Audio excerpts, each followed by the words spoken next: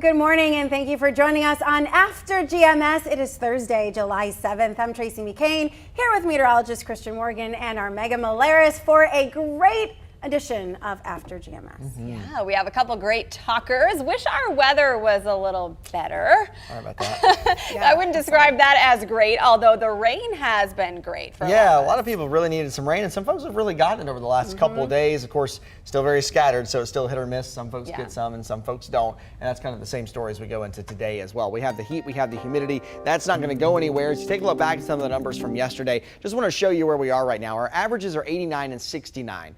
Yesterday we got up to 93 after starting the morning at 69, so really not far off base there, but it was the humidity which made everything so tough yesterday. Feels like temperatures well over 100 degrees, and look at all the humidity we have with dew points in the low to mid 70s right now. Out the door, low to mid 70s as well, so it's just a really juicy feeling type day as you step outside. Here's those feels like temperatures as we go into the afternoon. We're going to feel like well over 100 degrees in many locations across the Piedmont. Notice some of our counties even have these heat advisories in effect now. That would be Alamance County, Montgomery County, Davie County as well, and that's where those heat index values will reach over 105 degrees. I've had a lot of questions, how come Randolph County, how come Guilford County, Forsyth County, Davidson County aren't included in these heat advisories? It's really a specific criteria that you have to reach, but bottom line, it's still going to be a dangerous day of heat. So if you have to be outside, again, drink that water, take those breaks, and you know what to do. But be careful because that heat can creep up on you pretty fast. Weather patterns not really changing a lot. High pressure off the coast gives us a south wind, which warms us up, keeps us humid as well.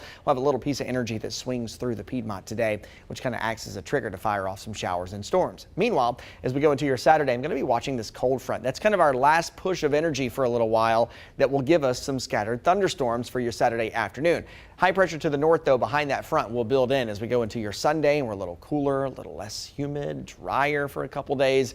That'll be a nice bit of a change of pace, if you will. Here's Futurecast as we go throughout the afternoon. You know how this goes. After about 3 o'clock, some storms likely starting to bubble up in the foothills and up to our northwest, and then a little bit later for the Triad proper, and then pushing through around dinner time. After we lose the daytime heating, heading into this evening, most of that storm activity should start to wind down. All of us at a level 2 risk for severe weather today, so we'll keep an eye out for any storms that could produce damaging wind, some flash flooding, frequent lightning, maybe some hailstones as well. Not concerned about a tornado risk today either. That's the good news. Partly sunny, mid-90s, feeling like low 100s this afternoon across the Piedmont. And with that humidity, it'll be tough for us to cool off. So we're only looking at low to mid-70s overnight by the time you wake up on your Friday morning, with this weather pattern persisting through Saturday. Then a nice back half of the weekend on Sunday and Monday. The heat roars back in, though, by the middle of next week. I like all of your adjectives. You're like, oh, mopped up. You're like juicy. I was like, the things that come out are just purely amazing. Just trying to think of the best way I can describe it. Yeah, they're great. I'm going to see what else I catch on to. Yeah, because you mentioned juicy. He's been saying that a lot. Hey, it works. I mean, you can literally envision how moist this air is. When you say it's juicy, like you're like, ugh. Yeah, I like mopped up too.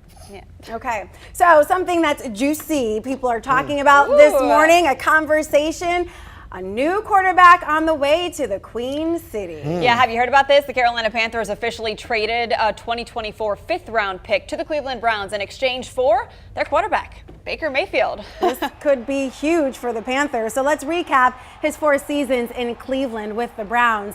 Mayfield was the 2018 Offensive Rookie of the Year. And then in 2020, he led the Browns to an impressive 11-5 record and their first playoff appearance since 2002. Last season, unfortunately, a different story for him. He battled multiple injuries. The most severe was his shoulder injury to his non-throwing arm, but it put him at risk for obviously a not so great season, and he had an off-season surgery. This season, Mayfield will get significant compensation, $10 million from Cleveland, $5 million from Carolina. Is the payout worthwhile? Time will tell, but what do you think? Drop a comment here on our feed. So one comment that really sticks out that we had on the Good Morning Show, someone said, low risk, but low reward. I've heard a little bit of the opposite, people saying low risk, big reward, just because he was a number 1 draft pick, you know, back in 2018, maybe not number 1, but he was like a huge draft pick, and had really turned around the Browns, who went from like a 0 winning season to like a 2-game winning season, and then he joins, and all of a sudden they start kind of like making this comeback, kind of like what we saw with the Cincinnati Bengals also in Ohio. So I feel like Baker Mayfield can do great things if he's supported and has the great offensive line that the Panthers have struggled with over the last year. So it'll be one to watch this season. I hope this is part of the really building and stacking the team up. We talked this morning during the Good Morning Show about we don't need to make just outlandish buys or lock people into outlandish contracts for outlandish money. We just need some consistent players to really kind of get some things going. Like you mentioned, it doesn't all fall on the quarterback. We have to have supporting team members. We have to have the offensive line. And I really think Baker Mayfield is probably a good grab in this. He's a big name in the league. He does have some winning under his belt. Yep. I think it's probably a pretty good pick for the Panthers, but I will tell you, if he doesn't produce with the right coaching, then this coaching experiment is going to be over after this year. And you emphasize there's no I in team. You need that good offensive line. Right. I feel like this is the storyline, and it has been for years now as we've transitioned quarterback after quarterback after quarterback, even as Cam Newton came back briefly. You have to have the strong offensive line to support the quarterback. And if you don't, unfortunately, you're not necessarily teeing that person up for success either way, no matter their skill set. So I don't think there's much downside in acquiring Baker Mayfield. Let him prove himself. He already is proven. You could argue perhaps that the injuries are the reason he didn't perform up to speed last year. But there was also talk about whether we would get Deshaun Watson. He's now suspended based on allegations and an investigation happening there. So, people are wondering, all right, well, the Browns traded Baker Mayfield to us. Who's going to start for them? Right. Of course, that's not something the Panthers need to worry about necessarily until they play the Browns. But you talked about Deshaun Watson. It's like, even though they're just allegations, the Panthers need no baggage. We do not need any more baggage, with any players that we're going to recruit. Although someone pointed out that the egos with possibly Baker Mayfield, could maybe butt heads a little bit with others on the team. Hot take here. Same thing could have been said about Cam Newton too. Yeah. I mean, same thing could be said about Russell Wilson, who was traded earlier this year. Right. But I feel like there's not only the name, you also get the confidence that they come with. And ego is not always a bad thing. It's not, especially for that position. Yeah. I mean, you kind of have to believe in yourself if you're going to be the quarterback of a team, right? Just like we come up here, we can't do this and be shy or, not confident. I mean, we're in front of the world. So an ego isn't a bad thing, I think, in this case. A healthy dose of it. Yes, a healthy dose. Yeah. Yes, exactly. Put some limits on that. I also wonder about the conversations happening in the front office with the coaching. You mentioned this coaching experiment with Rule, who has now been there for multiple years, but came from call for his the head NCAA. for 2 years now. Yeah, they have. But he comes from the college world, and this is his first let's say dip in the water of the NFL, experience, and whether it was an experiment or something that will prove true and proven. I think this year is going to be the year that. This will be the year. because think about last year. Everybody was so hyped when we brought Cam Newton back. Yes. Okay. Again, hot take here. Cam Newton is not 100% the answer. He cannot do it alone.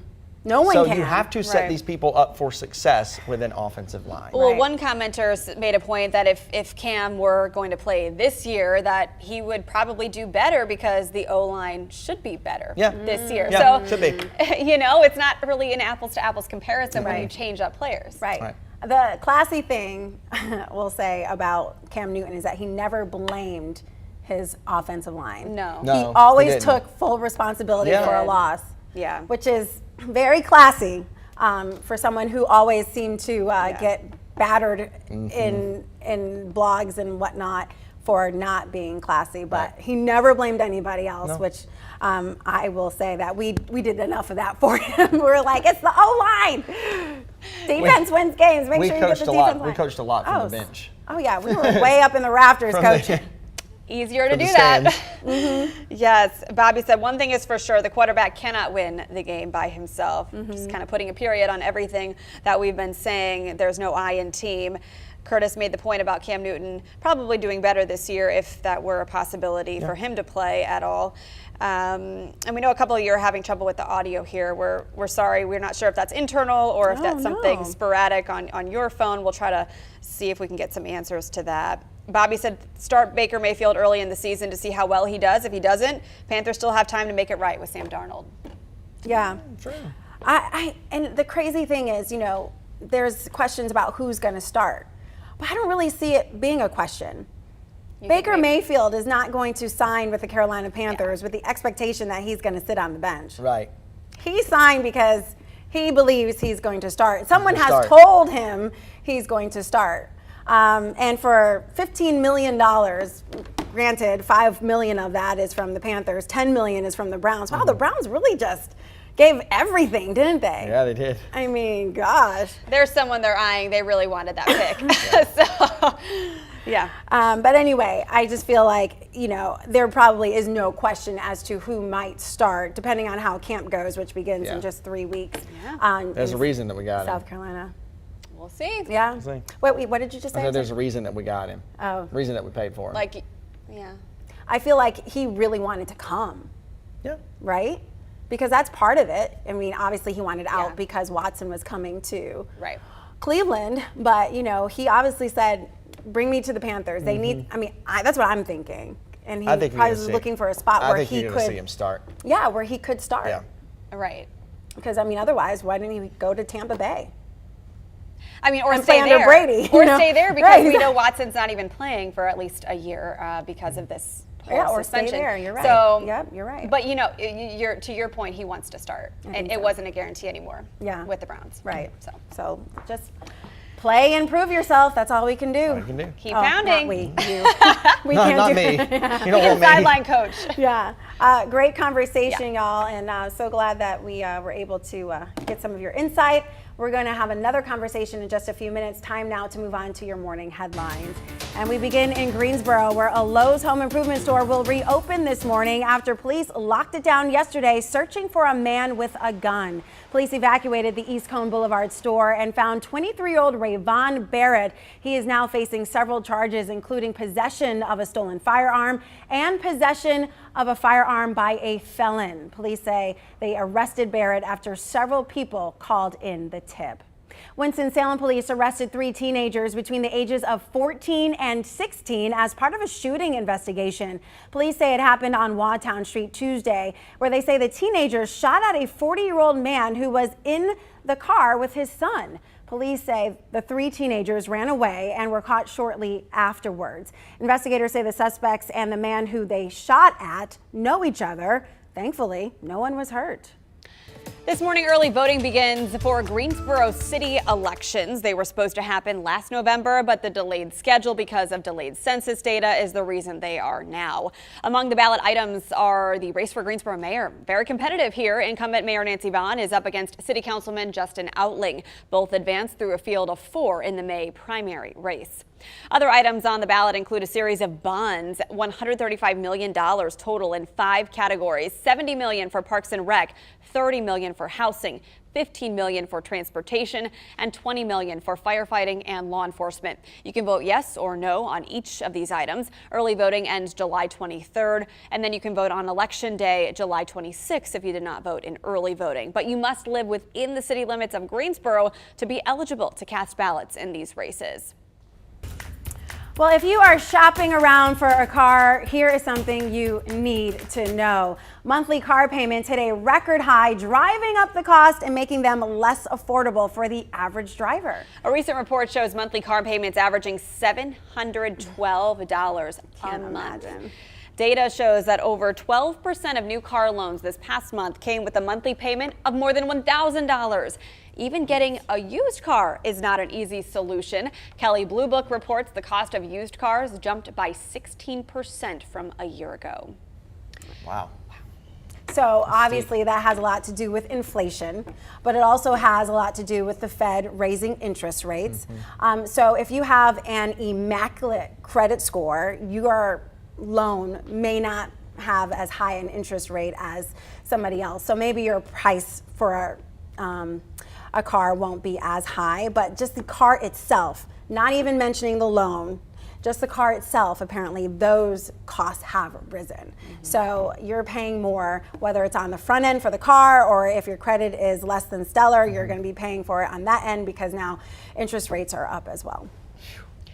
I mean, you're paying more for everything these days. You mentioned the price of cars, both new and used. Dealers can't even keep these cars on the lots. I mean, we have a family friend who attests to that. As soon as it comes on, it's going off at a price that it's probably not even worth, just because the inventory is so low. No, you know, last year, I hadn't planned on this, but last summer I got a new truck, and I was not planning on doing that. Yeah. I just happened to come across one, and well, it was actually, you know, it was used. It was new to me. Right. But I came across it and had not planned on getting it, and I said, "Oh, I'll just take a look at that." Problem one. Went in there and said, "Take a look at it," and then what they gave me on my trade was, you know, outlandish, and what the truck was worth. You know, I ran some numbers on it, and it was just one of those fluke things. Like I ran across a really, really good deal, and they wanted the truck that I had because everybody was searching for it, and there was no inventory anywhere. So I kind of lucked up in both regards on that. But it's so rare because you can't find anything. You couldn't find anything. You haven't been able to for a while, and it's just hard to find. Yeah, and with, you know, the now convenience of shopping for cars online, by the time you get there to check it out, it's gone. It's gone. Yeah. It's gone. I mean, I had my car that I first got, you know, as a teenager for many, many years. Did not even upgrade until recently when I decided, okay, I want something a little newer and a little bit safer for the kids, to drive the kids around in. So finally made the purchase in the end of 2020. And I got an email recently from the dealer saying, I will buy your car back from you for more than you paid for it. And it was tempting, but I thought to myself, well, what else am I gonna drive then? You know, if I sell my car, am I gonna be able to find another one? And what will I pay for that? So that kind of tabled even that thought for now. But And you mentioned earlier, I think one of you said, is like the housing market. Yeah. Make So the everybody's like, comparison. "Oh, I can sell my house for this." I'm like, "Well, where are you gonna live? You gotta buy another Yeah, one." you got to have somewhere to go. right. Yeah, it's creating multiple problems on Right. multiple, you know, scales here. Because we're at that point now. It's gonna correct at some point, and Hopefully it doesn't overcorrect. But I don't Right. think it's going to crash. And economists say, you know, they don't expect necessarily a housing market crash. They Right. don't I mean, even if we go into a recession, it might not be like it was in 2008. Hard to know for sure. Yeah. But what is that correction going to look like? what's the correction going to look like? And if you buy something now, are you going to lose so much in it in a short amount of time? That's a question mark for me. Yeah, but if you're at a point where you need a car, Yeah. I mean, what choice do you have? You know, sometimes cars just don't last. Sometimes it's a necessary evil. Exactly. Have you guys ever leased a car? I drive too much. Yeah, I've never leased, but that could be an option for people. Oh, yeah. Shorter terms, Yep. and usually lower interest rates. Yes. So if you are good about your miles, maybe you're working from home, but just need something to get you to the grocery store and back, or you're just going short trips to see your parents, you know, 30 minutes away, that might be an option instead of buying a car. I have not leased a car, Yeah. so I'm not really sure on all of like the year terms, Yeah. but There's so usually many- they're 2 or 3. Yeah, there's so many little terms, and like I drive way too much, and 2, I pull a trailer and stuff sometimes in my truck. So all those kind of things kind of kick me out into the leasing. Right. Yeah, you have to leasing return it ballgame. in immaculate Yeah. condition Right. under the mile or at the Right. mileage. Yeah, but you can negotiate your lease, you can renegotiate your lease. There's actually a great account on Instagram I follow because this girl is from my hometown. It's called The Car Mom, and she has great information about leasing versus buying versus car notes, tips for women when they're negotiating these deals on their own at car dealerships. So anyway, just some great information if you're interested. Yeah. So our Brian said he will never lease, but he also mentioned that he has paid for all of his cars in cash because he hates having a car payment. You thought I didn't see that, If did you can do that, that is the way That's to awesome. go. Cash is king. Seriously. Yes, it is. Rhonda Williams said, my car is paid for, and since I work from home, I plan to keep it for a long time. And you can do that when you don't have a lot of miles, and the cost of maintenance My isn't through the roof. my grandpa always told me, he said, if you take your car something, if you take care of it, it will take care of you. That's so And that has true. been tried and true for every single vehicle that I've had. But taking care of it does not necessarily mean letting it sit. Like Right, you gotta go take right. it on the highway every You once gotta in a go. while. Yeah. You gotta drive it, do the has regular to- maintenance on it. Yeah. as my filter light is flashing in my car. I'm like, yep, No, I gotta get that checked. It's weird because I don't need an oil change according to my car, which alerts me to everything. But I need a filter change. So I don't know. Maybe I've just been blasting the AC and something. I don't know. But I will take it in. Let's see. R. Brian also mentioned he has 215,000 miles on your car? Already had that on it. I had that on that. Wow. You traded it in or before? Let's see. We also had a comment, and I just, of course, refresh. So I've lost it, but it's okay. I will try to get it back, but it's not. Okay. Yeah, anyway. Diane said her car also paid for. She's planning on keeping it a while longer. Yeah. Probably a good call. Scott Lynch said, all overpaid, IMO. Oh, he's talking about football. The football. Sorry. That cars. too. Not cars. Okay. So that means that I've now gone past my limit. Let's talk about the forecast. Let's talk about it. Not a whole lot of change in it. Heat, humidity, afternoon storms. Some of those could be a little on the stronger, severe side today. Again tomorrow and again on Saturday as well. But after that, cold front moves past the area. We're a little drier, a little cooler. Low 80s on Sunday and some lower humidity too. That will be very much welcomed, even though it will be brief. Hangs around for Monday as temperatures back in the mid 80s, but the heat rolls back in pretty quickly. We're back into the upper 80s and low 90s again by Tuesday and Wednesday. I was just typing, my limit for sensible conversation has ended. Done. Megan and I talked about this morning, as a matter of fact. Like, she used to mention a study where you need 4 hours of sleep just to stay alive. Yeah. And I said, that's what I average every day. Wow. That's to survive, not thrive, by the way.